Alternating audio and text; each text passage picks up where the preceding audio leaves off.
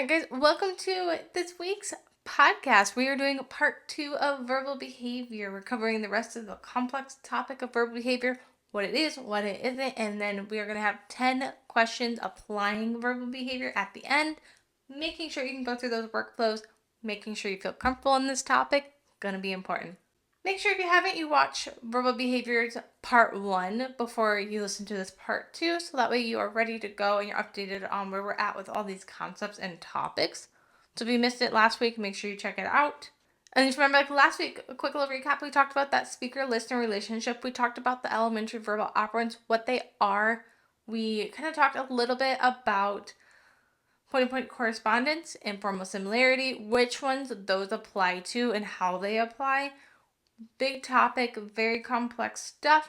So if you're feeling good about that, go ahead and listen to this podcast. If not, go ahead and listen to last week's again to make sure you've really got it solid. You're gonna need to know it for the exam. It's a tricky one. But if you're feeling good, let's go ahead and get into this week's podcast. This week we're going to be focusing more on the application and talking about what it is, how to apply it, how do you train for it, how do you teach it. We know what it is. Okay, now what do we do? What's our next step? How do we be a BCBA when it comes to verbal behavior? That's what we're going to be talking about. We're going to be talking about the big primary verbal operants, and then we'll kind of apply it as we go and what you guys need to know. You'll see, it's going to be great. Let's get into it. For mands, we know that mands are dependent on motivation. Yep, so the type of mand it is going to depend on what is motivating and reinforcing that mand. Those two processes is going to determine, is it unconditioned motivating operation? Is it a CMOT, CMOS, CMOR? You've got to look at the motivation, what that person is wanting in order to determine what type of mand it is. Skinner/Cooper talks about a lot of different mands that you can know and a lot of different types of mands that you can teach. You don't have to memorize them for exam from my understanding, but they're important to know as a BCBA. There's a lot of different types of mands for information, mands for questions. I'm going to go ahead and read you the list of the mands. I think it's really interesting to know. We're going to talk about how those mands can kind of be tricky when it comes to interverbals and how those can get mixed up. So you have mands for request, mands to tell somebody to do something. So man for a command is what Skinner called it. Manding for prayer, questions, advice, warnings, offers, permission, and calls. Remember, manding is not just for items and food. Manding, I can mand, hey, what's your name? That could be a mand. If I'm requesting information from you, I'm wanting something from you, that's a mand. And that's where it gets really tricky with interverbals. That's why you have to look at the motivation. You have to look at, is there point-to-point correspondence? Is there formal similarity? That's why we are harping on these verbal operants so much, because that's the only way you can truly tell the difference between these. So when you're trying to teach a child, and it's a personal information question, now if you're having them then request information from the other person, you have to assess, is this a mand for information or is this an interverbal conversation skill? Where is this coming in? It's all going to depend on the situation. It's all going to depend on the motivation of the speaker and the listener and their relationship in that conversation. You guys know that at this point. Understanding you've got to look at it. No assumptions. Remember I talked about this last week. No assumptions under any circumstances, guys. You got this. We have to use the information that is given to us in those exam questions and in real life. We cannot make up our own guesses or assume that they are motivated for that. Not how that works. Like an example of an unconditioned motivating operation is you requesting a drink because you're thirsty, or you requesting the air to be turned on because you're getting hot. If you are requesting to avoid or engage in particular behaviors that are based on your survival, that is a mand, an unconditioned motivating operation. So remember, it could be to engage in things, it could be to not engage in things. So don't let negative reinforcement, positive reinforcement kind of trip you up. Because remember when we talked quite a few podcasts ago about how we have our 3-term contingency. We have MOs, we have SDs, antecedents, behaviors, consequences, right? So remember, like, you can have an unconditioned motivating operation and positive reinforcement happening on that behavior, but those aren't like one thing or the other. You could have multiple things that are true, because remember that as well. Multiple things can be true with one statement. So when you're doing that exam question, or when you are looking at these situations in real life, you have to look at what's the question asking, what are you wanting to do, what are you wanting to know. You shouldn't just be doing things because that's how you've always done it. You've always taught mands, and you've always taught 2-word mands, and then you've always taught 3-word mands, and now you put a carrier phrase in, and that's just how it is. You've got to look at the learner, you've got to look at that speaker, that listener. Every child has their own skills, their own deficits. Same thing for every adult. We all have our pros and cons and what we can do. Remember that when you are applying this information, especially for mands, because they're so incredibly important. Make sure you're teaching those unconditioned motivating mands, because that's what that person is going to be naturally motivated for. Like, if we're thirsty, we want a drink, we're much more likely to ask for that drink. First, if you're trying to get me to man for something I don't really care about, like my phone or a pen, good luck trying to get me. You have to entice me. You have to convince me that I really want that.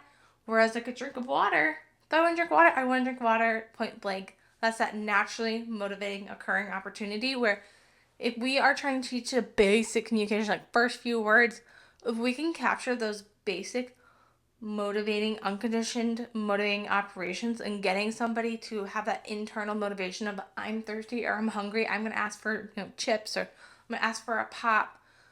That's huge. That's communication. That's a person being able to live on their own and being able to communicate with their caregiver. Those different skills are huge. Those always a great place to start. I do want to make a little keynote in here, because if we start trying to withhold deprivation or even satiation, if you're trying to overwhelm somebody with their primary needs, you've got a huge ethical flash that should be popping in your eyes and your head. And this is where the conversation of edibles comes in, which we're not even going to get into that because there's a lot of very strong opinions on that, a lot of different research on that. But that's where that conversation comes in. We shouldn't be withholding food or drinks from a child in order to get them to man. Obviously, picking up their package of fruit snacks and trying to prompt a response and then giving them that fruit snack after we provide an error correction or something is okay. However, we shouldn't be like, oh, you didn't ask, you don't get your snack. Or you were bad today, so you don't get your lunch. We have, every human has a right to eat and drink and be warm and have shelter, things like that. So keep that in mind when you're looking at, these treatment options and you're looking at implementing different things. Make sure you're being ethical and fair. No matter how great you think it'll work for that man, if you could just get them desperate enough for something, you shouldn't be withholding water all day long just so that way right after lunch, so motivated, so they're finally going to ask for it. Not ethical. We don't want to do that. And the same thing for a CMOR. That's kind of signaling that aversive thing that is going to be happening and termination of that aversive event. So if I'm manning for you to go away because I don't like you and you're walking up to my house, or you're being too loud and I say, go away, I'm tired of seeing you, and I get reinforced for that, that's a great learning opportunity that occurred naturally and it's just in my environment. But same thing, make sure we aren't carving those things up. Make sure we aren't creating aversive events or activities in our learners' lives intentionally to try to teach these mands. That's my soapbox rant for you guys for today. Getting manding under our control is what Skinner called mand training. So you might have a learner who is able to ask for things but won't ask for things when they're supposed to. I see this a lot with echoics. So you have somebody who can echo. Like if I say and say and we're having a good time, they'll do it. But if I sit down and I look at them and I say they're not going to do it. It's not under my control. They are calling the shots on it. Remember, for manding is one of those things that it has to be the person's motivation. So making sure when you're doing mand training, you're following the learner's motivation, not what you think they should be wanting. A great example is kids who love to stem off very unique things. So, I had a little girl who loved to stem off, a few, her picture icons being in a row of 5. She loved that. She loved seeing that, picture icon row filled up. And that was something that we used her natural motivation, her love for that. And she, it helped regulate her to see that. So we taught her how to ask for that. Same thing, escape mands are a great way to teach those different things, but you shouldn't be creating situations that learners are wanting to get out of just to teach it. You should be teaching those natural occurring contingencies in their life where, these things happen no matter what. It's going to be the typical day in their environment. Teach them the proper ways to communicate. Don't create new problems for them. Another thing that you can teach for mands is CMOTs, so man for missing items. If you guys use the VB map, that's on level 2, the VB map. Once you've got a solid vocabulary starting to build up, you might start teaching the learners to ask for things that are missing. I love this goal because it forces caregivers, ourselves, to take a step back and stop doing everything for that person. Starts to teach them to advocate for themselves, to say, hey, I need something. Hey, something's missing. Hey, something's wrong. And I love this goal because it's so silly. It's like you'll give them an empty cup that doesn't have any water in it, and they'll look at you and be like, huh? And that's when you teach them, hey, ask for water. You need water or juice. Same thing, like if I forget a straw, oh, here, sorry, your cup doesn't have a straw. Teach them to ask for a straw. So that way they start advocating for themselves and speaking up. It's a huge goal. And you can do it for anything. It shouldn't be, I do not recommend running CMOTs and trying to teach that man for missing items for activities they don't want to complete, because again, that's not their motivation. So if you tell them to do a worksheet and you just don't give them their pencil, but they don't care to do the worksheet, nothing's missing to them. They're more happy because they're not being made to do this worksheet, so they're not going to request it, right? We know this. Another thing we've got occurring with mand and mand training is multiple control, convergent multiple control. It's controlled by an MO in prompts. Visuals, echoics use differential reinforcement to slowly eliminate the multiple controls to just the MO.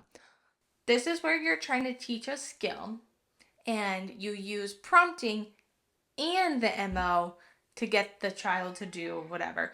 So, for example, if you're trying to teach a child to ask for water, you might have them, rely on that prompt of you saying water and their MO, that multiple control, to get them to ask for water. Over time, you need to fade out to just that motivation so that way they're independently and spontaneously manding.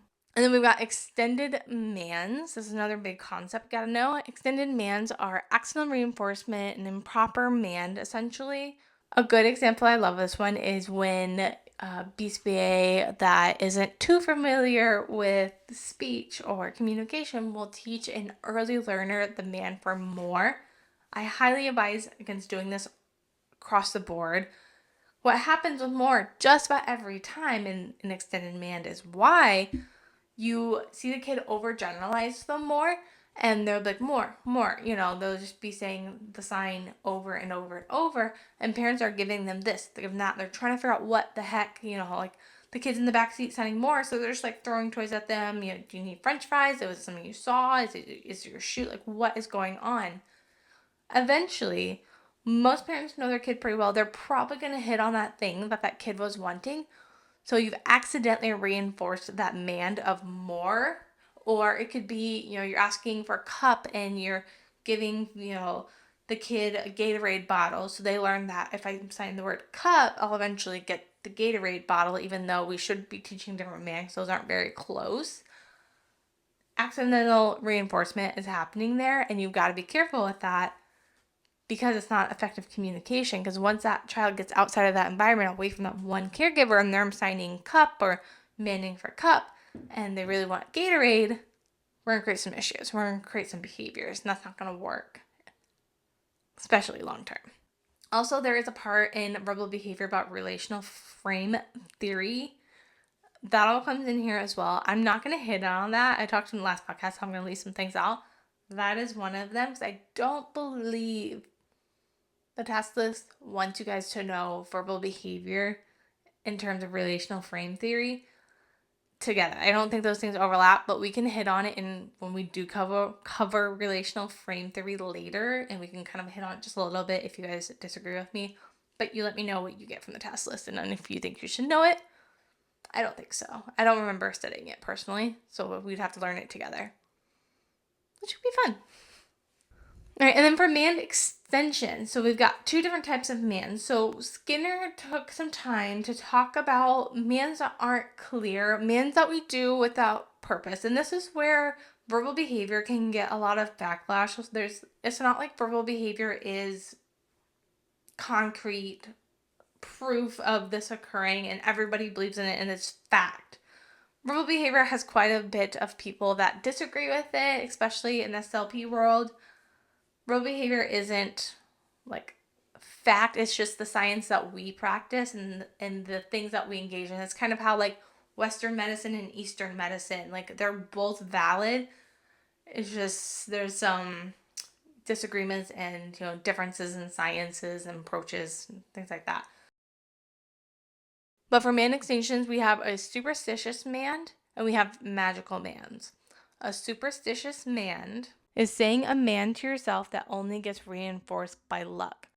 This is like rolling the dice, the casino, gambling, like saying my sports team's gonna win. Those mands that you make that there's no possible way that is gonna get it reinforced in a specific manner. It's just occasionally gets reinforced. And if you guys have been studying, you know that variable ratio reinforcement schedules are the most powerful reinforcement schedules. So when we're getting randomly reinforced on a unknown schedule, that's where we see superstitious man start to come up. You roll that 7 every once in a while, you draw, go made.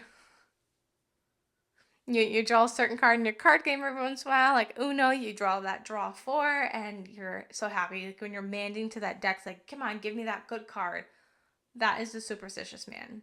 And then a magical man is manning for something that is absolutely not possible. So this is like manning for your dog to fly to the grocery store and do your grocery shopping for you, or for your glasses to just show up because you're running late, or your keys, like just keys appear in my hand. That is a magical mand. There's no way it's going to actually happen, but you're requesting it anyway. In theory, it doesn't make sense when we look at like positive reinforcement and like why are we doing that when we shouldn't do that because there's not a history reinforcement. That's why it's a magical mand. But the last thing that we've got for mands is pure mands and impure mands, or maybe improper mands, if we remember it that way. But they're mands that we have contingent on an SD, or we're using an SD to evoke. This isn't proper manding because it's not solely on the MO. This would be like that multiple control because you're having a verbal prompt of an SD. What do you want? If you are teaching a child to be dependent on that prompt in order to mand, you are not teaching them proper manding. It's not a pure mand. A pure mand is purely off the MO, and that is it. You aren't looking at them. You aren't holding anything up. The item isn't present. You aren't saying, what do you want? It's just their MO. I'm sitting here. I'm thinking, I'm kind of sleepy. I'm going to go get some coffee. That's a pure mand. Cool. All right. Let's move on to tact. All right. For tact training, remember, tacts are a non-verbal stimulus that's going to be evoking a tact, and tacts are going to be reinforced by generalized conditioned reinforcement. So it could be social attention, praise, be a lot of different things that we are reinforcing tacts with, but it has to be generalized conditioned reinforcers. And tacts are kind of under that same category of mand training. Skinner also called it tact training. Exact same thing. We're teaching the skill of tacting. Remember, for tacting, we can have our senses involved in tacting. So we can have our smells and things that we hear and taste. We can tact all of those things. Tacting gets really complex when we're trying to teach learners how to tact those things that are in our head. So tacting a headache or a tummy ache or our feelings can get really complicated. We're going to talk a little bit about how to do that. But when you're thinking about tacts and what your learner knows about tacting, can they tact a cat? Great. Can they tact a cat? Meow. Can they tact a cat if they feel a cat's fur? Like, do they know that's an animal? Can they smell their favorite food and tact that? Like, making sure if we can say a kid knows a cat, do they know all the different features of a cat when they're tacting? Can they tell, a meow separate from a bark in real life, not saying, all right, meow, what animal is that? And then them tacting that's a cat, which even that wouldn't even be a real tact either, but that's probably how we would run it. Can they tact a real meow, a real woof? Can they be walking down the street, hear a dog bark, and go, Mom, that's a dog? And Mom goes, yeah, that's great. Can they do that? That's an important skill when we're talking about language and really applying and generalizing it. If they can answer off just your SDs, that's not a tact. Multiple control in terms of tacting, we are going to be looking at how language grows. We start to pull in different SDs. So the example that Cooper gives is we have a glass of water and we shake it and it's starting to spill and you say, oh no, your water's spilling out of your cup. There's a lot of different SDs and lots of different things that are happening there. So you're tacting that that's a cup, you're tacting that there's water. If you say the water's spilling out, you're tacting the action of spilling, you're tacting the preposition of it coming out. Those are all different SDs and all different skills for tacting. So when you're looking at building a language and building vocabulary, and this is like the BB map, I know it breaks this down decently, but to really understand, making sure you can put those sentences together and have true sentence structure and building those different tacts and SDs is really complicated, but that's where multiple control comes in. You have to have multiple SDs in order to build that sentence, in order to have adjectives and adverbs and noun verb combinations. There has to be two SDs to indicate that, right? You might be wondering, can you have a mand and a tact at the same time, or does it have to be one verbal operant and the other verbal operant? Guess what? You can. You can have a mand and a tact at the same time, but you have to look at those variables. So again, this is where multiple control, it's kind of like a catch-all term when we're talking about multiple SDs and variations in these verbal operants. That's what I was talking about last week. Like, it gets much more complicated. So you'd have to know the learner and you'd have to know their motivation. Let's say I'm on a walk with my mom and I love animals. I love birds, let's say. I'm going to be more motivated to tact birds for two reasons. Maybe I love my mom's praise because she loves birds too, so she gets really excited when I tact birds. And, I'm more likely to tact the birds and get them right because, I'm getting more praise. We're looking at that differential reinforcement there. Lots of things are occurring, but I'm more motivated to tact. So it could be both, or it could be motivated to tact because, so you can see how both of those verbal operants are in there. So like, for example, I love when I go to the grocery store with my toddler, I love to tact all the different fruits because I want her to have a healthy relationship with food and to be eating a variety of food. So I'll go through and be like, this is a kiwi, this is a star fruit, this is the banana. Those aren't mands, but they are motivated by, my tact is motivated by my motivation. When you look at the verbal operant, you're looking at what exactly is this? You have to look at those SDs, verbal operants. So it might be mostly tact with like a little sprinkle of the MO in there. That's where it gets complicated, and that is outside of my repertoire of understanding because Skinner gets into that. For the exam, just know if there were something where it was like, can a verbal operant be a mand and a tact? It could in theory, but I think for the exam, you're going to rely mostly on just what we talked about last podcast when you're talking about what the verbal operants fall where. Does it have a verbal SD or does it not? Is it motivation? Is it what? I would stick to the simpler stuff. But just for you curious cats, if you want to explore, there's more. Like we talked about with the mands, a pure mand is a tact without a verbal SD. So if I say, what is that? That's not a pure mand. That is an impure mand. Impure with that prompt. If I have to do an echoic prompt in order to get you to tact something, or I'm trying to do like a transfer procedure, those are all not true tacts. A true pure tact is me seeing a plane in the sky and saying plane, or a cow out in the cow field and telling my mom cow. That's a pure tact. Cooper/Skinner talks about how we can use tacting objects in the environment to slowly shape it or to teach that skill of tacting those internal feelings. So my head hurting, my throat hurting. First, I need to be able to tact a puppy. I need to be able to tact maybe other people's body parts, and I can tact my own body parts, and then eventually start talking about feelings and tacting, those different pains and pain avoidance, and tacting those emotions associated with it. There's a lot can go on there, but you can tact private events as well. And there's also some tact extensions you guys need to know. So first one is a generic tact. So this is stimulus generalization. So this is tacting that's a puppy, that's a puppy, that's a puppy, and that is not a puppy, that's a cat. Being able to tact and generalize across different puppies or different grandmas or different dads.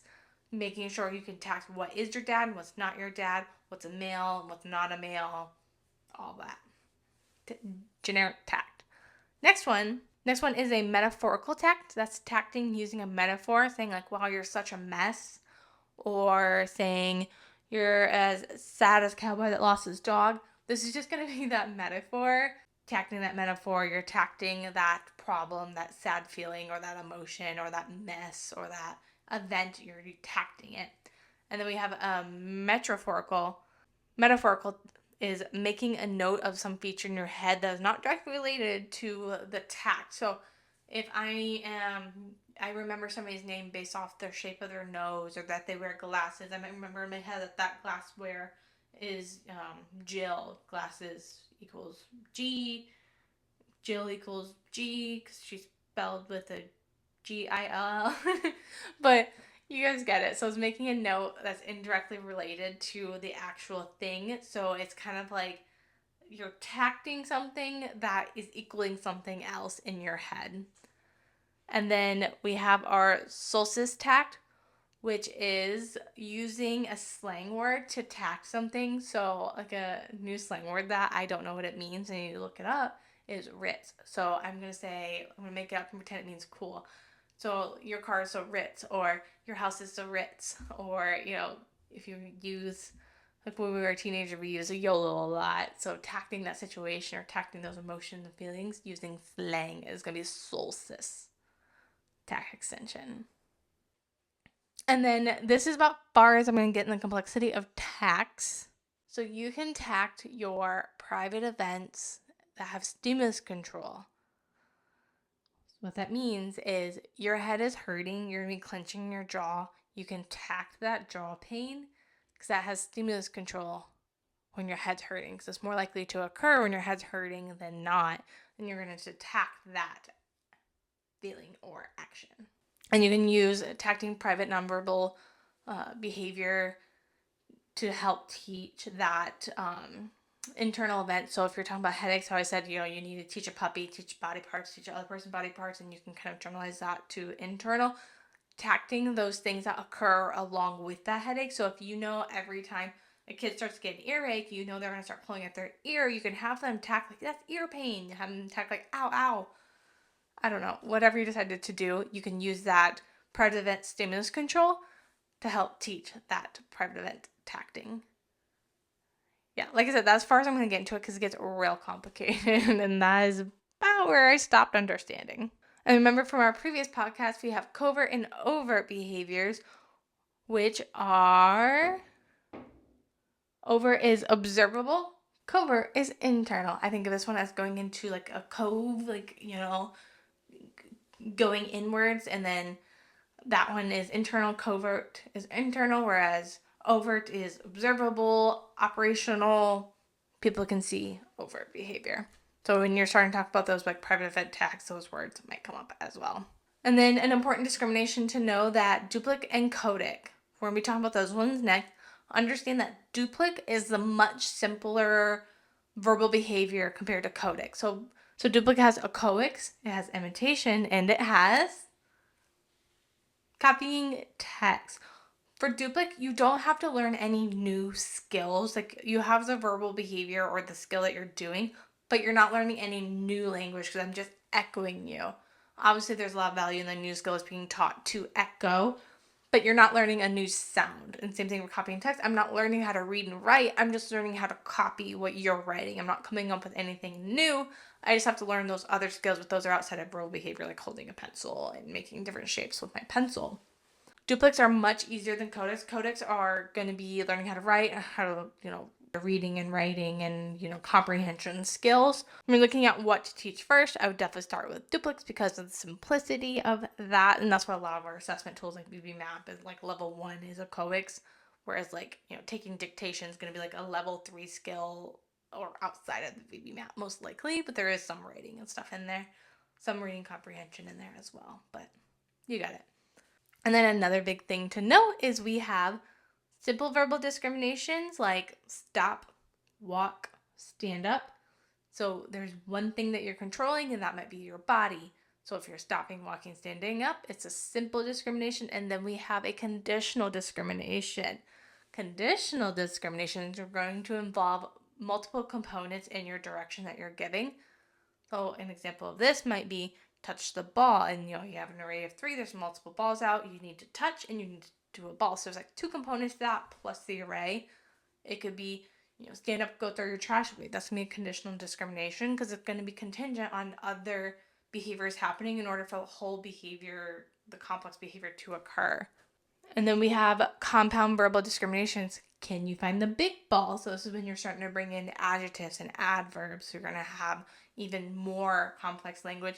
And you guys don't need to memorize these, but I would just understand that you have multiple levels of discriminations on a language building level. Like when you're applying it and you're wanting a kid to be able to find the ball, find the big ball, understanding that is a very complex skill. There's other precursors and prereqs before that. And there's also simpler skills to be teaching before that as well. It's not an easy listener discrimination skill whatsoever.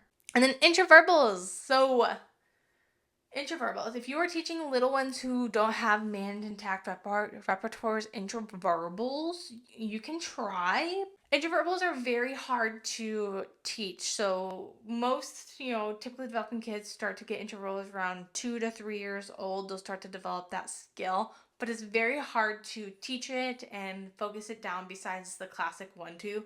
You say 3, and then the conversation skills. It's so complex because pretty much anything can be an interverbal. Whereas like man's MO has to be happening. Interverbal, it's just my verbal SD that has to happen. Point-to-point correspondence, and then you can have formal similarity.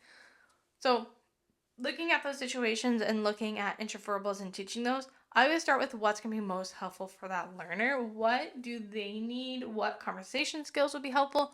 Personal information questions are always really good. So what's your name? How old are you? Those are important safety skills. Being able to answer the basic questions about their environment, or maybe like what they're wearing, or facts from the environment might be helpful. Things like that. You're going to base it off the learner and their assessment tools and ages and the conversation skills, where they're at, what they need. But just understand, interverbals are very complex. This is where like a solid supervision program can be really helpful in you making those decisions. And we go from interverbals and we can move into autoclitics. I don't know. I'm sorry, guys. I'm bad at these. We're going to call them autoclitics for now because that's how I've always read it in my head. These are tacting. These are going to involve a primary response such as, it's raining today, and a secondary response as like, I think or I believe. It's tacting your understanding of the stimuli or the environment. You're giving more information on other verbal operands in the rest of your sentence. You're giving more information on you, what you're saying, but it's like a vague statement. It's always going to be like those carrier phrases. It's just giving more information. It's kind of Skinner's explanation of carrier phrases. Like, why would we say, I think and I believe and I want, or I think. Like, believe me, they are wrong. Is giving you more information about the other verbal operands in my statement. There's no reason for me to say, believe me, because I don't need to convince you. When you think about like reinforcement and language, I should just be saying that sentence, saying they're wrong, and you either reinforce or you don't as a listener, and that should be that. But this is an explanation of the autoclitics that occur. This one could definitely be in your exam, so make sure you remember that one. And autoclitics can occur through mands, tacts, interverbals. They can occur across the board. As you're not going to have just like autoclitics with interverbals. It can go in all of them. I'm not going to go into it because I want you guys to generalize that skill. It's, I think, and I feel all across the board, regardless of the verbal operant. And then last thing I wanted to talk about is, can you lose verbal behavior? And you might be thinking, no, maybe, I don't know. Yes, this is where dementia can come in, or if you work with like the older population, you might be dealing with this quite a bit. This is where you practice a skill and you teach personal information questions. They can answer their name and tell you what school, but then you never work on it again. They're going to lose that verbal behavior. If a kid has a traumatic experience, they might not mand anymore because they might be too scared to, things like that. You can lose verbal behaviors. Don't let a question like that trip you up either. All right, and then we're going to go into our 10 practice questions. I'm going to go ahead and do them as a voiceover and read them from a list for you guys. I'm going to Q&A style it, and that is all from me on the video world. All right, guys, you ready to start our 10 questions? Question number 1 is, I just got back from a run. I'm looking around the pantry for my favorite protein bar. I look at my husband and ask him, where's my protein bar? What type of mand is this?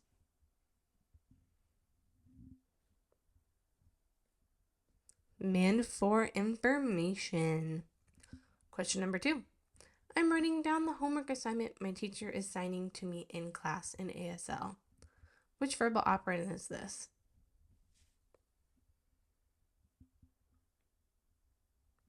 Yeah, taking dictation. Number 3. Duplics are...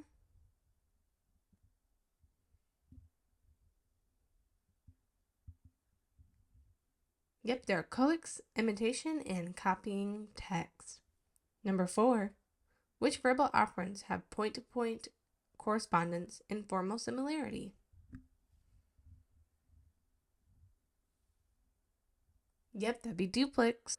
Number 5. I'm going to give you an example, and you're going to tell me what it is. I give them the SD, what is this? And I hold up a pencil, asking my student.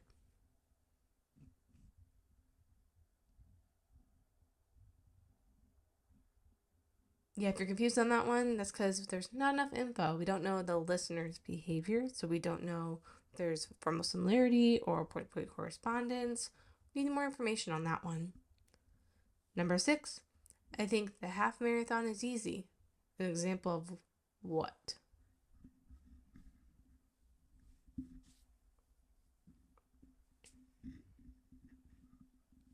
An autoclitic. I got that I think in there in the beginning. Number 7, I am copying your test answers. Which verbal operant?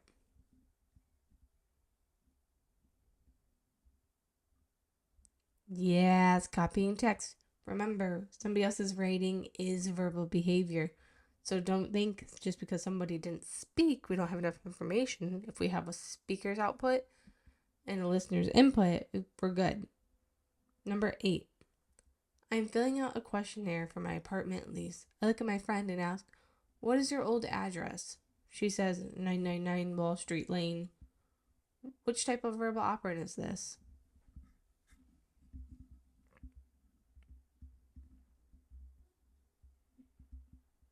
Yeah, it's man for information. If you thought it was introverbal, remember, I had motivation to get something from my friend, and that makes it a mand.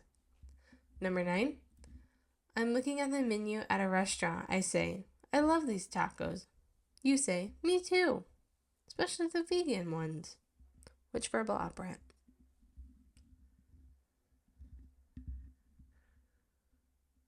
Yeah, interverbal. And then number 10, can private events be verbal operands? The answer is yes. But thank you guys so much for listening to part 1, hopefully, and part 2 of verbal behavior. Next week, we're going to be moving into some IOA. Yay! The fun stuff. We're going to move into some IOA. We're going to kind of pull a few more parts of task list C before we move into the graphs. I really want to make sure everything is done before we move into graphing because it is such a big one as well. It's crazy. So many big topics on the task list. Who knew?